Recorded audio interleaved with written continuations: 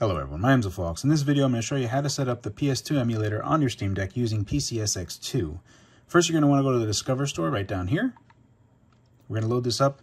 Then you can very quickly just go to Applications, Games, and then Emulators, or you can search for it, but going this way is just as fast. So go here, and then you can just kind of scroll down, and you see PCSX2 right there. Now this is the latest development build. Now there is something that you should be aware of, is that when you install this, the plugins aren't going to be available for you that you can quickly and easily set up the X input stuff. I have already gone ahead and updated this PAD.ini for you. All of these values you cannot do in the GUI itself, the graphical user interface for configuring the controls. It will only work with the keypad. So if you go ahead in the description field below, I have this pastebin file that I've already uploaded. You're going to go ahead and download this. So if you go to download, again, the URL will be in the description field, and you can just load this up on your Steam Deck directly. You're going to go to your downloads folder, and then you'll see this Fox's X Input Ini. You're going to rename this file, so you're going to go ahead and rename. At this point, you can get Core Keyboard to rename it. Now, this does have to be capital, so you do want it to be capital P. This does need to be erased, and you're going to make it .ini, and hit enter, and then you're done. At this point, you're going to want to copy this pad.ini file, and you're going to want to go to home.var app.net.pcsx2.pcsx2 config pcsx2 inis, and inside of this directory is where you'll see where you can paste it and overwrite that file. When you look at pad.ini prior, you're going to see a whole bunch of keyboard entries, but once you replace it with this, this will allow the standard Xbox 360 configuration that is on the Steam Deck to just work properly. And that's a big thing that you're going to really want to do.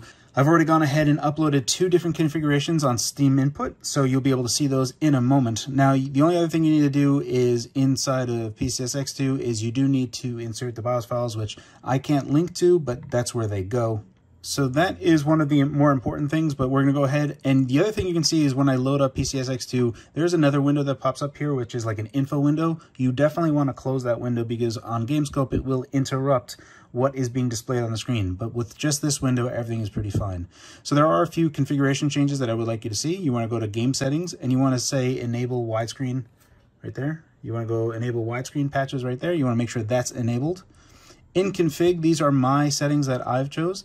Now I leave the preset at 2. The only thing that I change here is I do enable MTVU, multi-threaded micro VU 1. This is kind of important. This is a really good speed hack that a lot of people recommend. These are all fine by themselves. There's nothing really else that you need to select here. In this particular section, going fit to window screen, having FMV to off, and setting this to 1280 by 800 is recommended. However, this kind of just auto filled out itself for me. You do want to say start in full screen mode by default. Then we want to go ahead and go into graphics settings. Now, because we are on the latest version of PCSX2, the latest development build, we do have Stenzig's Vulkan backend available to us. Now, I do have 2x native internal resolution checked here. I also have CRC hack level set to aggressive. So far, this has been fine for me. In hacks, you do want to enable hacks and make sure fast texture invalidation is selected. And that's pretty much all of the settings that I've done. At this point, we're going to go ahead and jump into Steam itself. All right, so now we're going to go ahead and launch PCSX2. Now you can see we're doing this through the new big picture mode, the new interface for Steam Deck. Now what's nice here is that I am using my particular config for X input mode. Let's go ahead and just take a quick look at that. So in controller settings, you can see this says Fox's X input config PCSX2 pad.ini. This is the one that you're going to want to check. Now I have also enabled the PCSX2 default Steam Deck Flatpak install. What this one will do is will allow you to remap it will automatically map everything that is on your Steam Deck to the keyboard entry keys if you didn't enter the pad.ini file correctly. I do really recommend that you overwrite that pad.ini file because that's going to be the best, because we can use other templates from the community like Kingsfield 4, which is I'm going to show you in a second. Using this will not be possible unless you are using the X input ini file that I've given to you. All right, so I'm going to rapidly show you why the X input mode is going to be best for you here. So you can see that left and right doesn't do anything because how Kingsfield was done originally, especially on the original PlayStation, it didn't have analog sticks, so you only had triggers, so they would kind of map. So I'm pressing left 2 and R2 right now to look up and down, and this is what they kind of did back then. because there were no analog sticks. And Kingsfield 4 kind of continued the tradition of how Kingsfield was made. However, because someone has already created a Kingsfield 4 template, we can just go ahead and download that. Now I'm using this one, and now you can see that left and right work, up and down work, but you can see that all of these are working more or less like, you know, we can strafe left and right, which is not possible before. It operates more like a modern game does. It makes King's Quest 4 a lot more playable, a lot more enjoyable in this particular manner.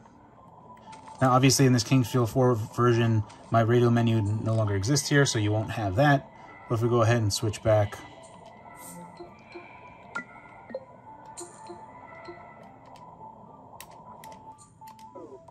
so what you can do is you can just kind of save your game real quick. We can move forward, and then we go over here and reload. So you can do that very quickly and rapidly through the touchpad. Also, I've mapped escape to L4, so you can quickly close out of a game.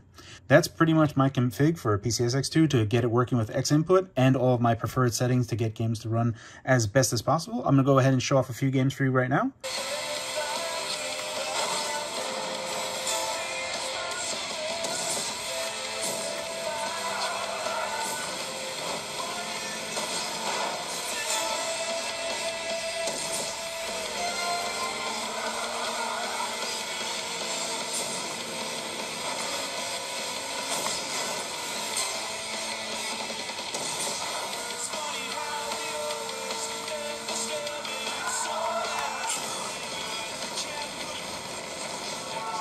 You're streaming with Crash FM, and this is hot off the traffic report, so listen up.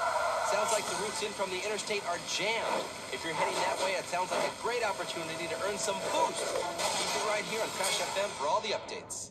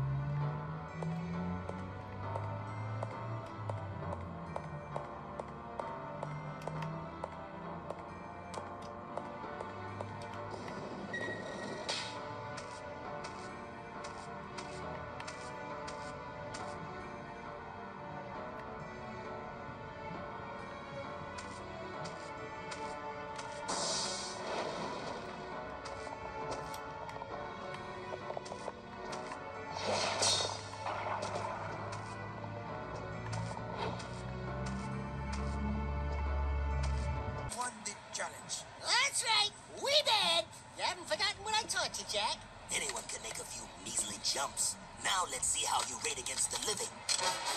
Readjust the matter formula.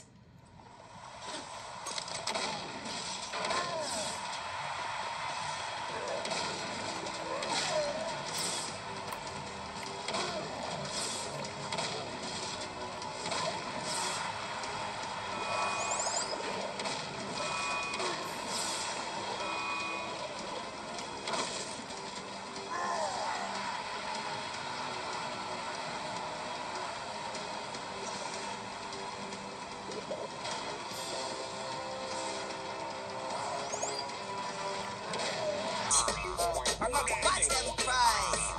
Better execute sooner. Better execute sooner. Getting better. Bring on the ketchup. Bring on the ketchup. Don't forget the cheese. Don't forget the cheese. Bring on the mustard. Bring on the mustard. Handle it with ease. Handle it with ease. Burgers is all we have in mind. It cooks the best. You better get in line. Now put it on the tray. Is it for here or to go? Any which way it tastes good, you know. Cook those burgers. Turn the patty over. Cook those burgers. Turn the patty over. To select weapons, hold triangle.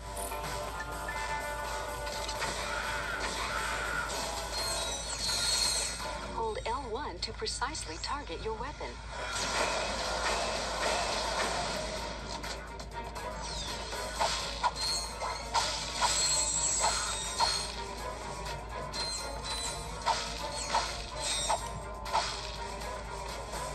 You can reverse the camera controls in the options menu.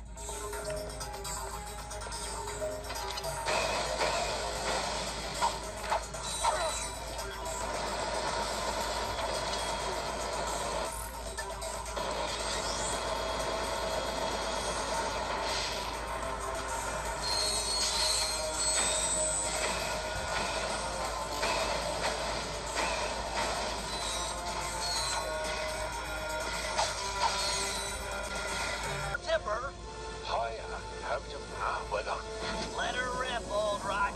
Ball's in position. Nice work. The ball's got a track. Over.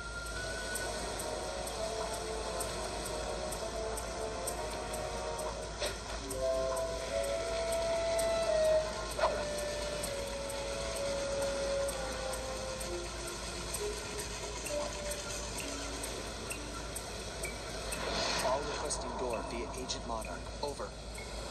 Launching. Stand clear.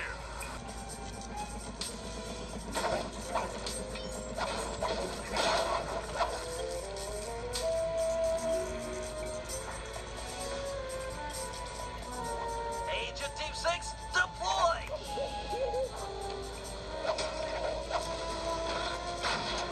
First is down.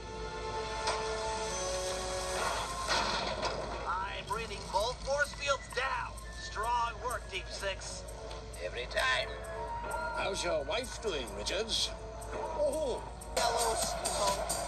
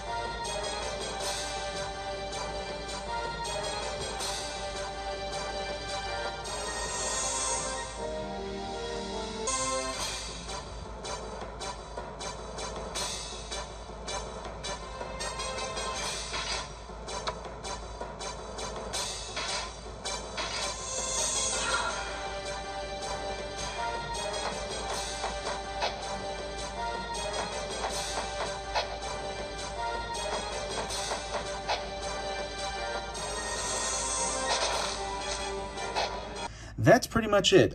Different games will have different varying results. Some you'll be able to get, like with Wizardry, you saw that we were getting around 4 hours of battery life.